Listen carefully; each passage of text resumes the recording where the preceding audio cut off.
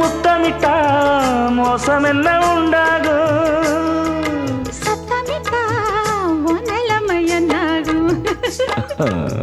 புது வளையல அரைச்சு தொண்டையில தான் நினைச்சு மாமன் கிட்ட பேச போற மணிக்கணக்கா. தூண்டாமணி விளக்க தூண்டி விட்டு எரிய வச்சு ஓ முகத்தை பார்க்க போற நாள் கணக்கா. அந்த இந்திரன் சந்திரனும் மாமன் வந்தா எந்திரிச்சு நிக்கணும். அந்த ரம்பையும் ஊர்வசியும் மயிலுக்கு தொண்டுகள் செஞ்சிடணும். நான் காட்டாகி ஊட்டாகி மாமனை தழுவி கட்டிக்கணும்.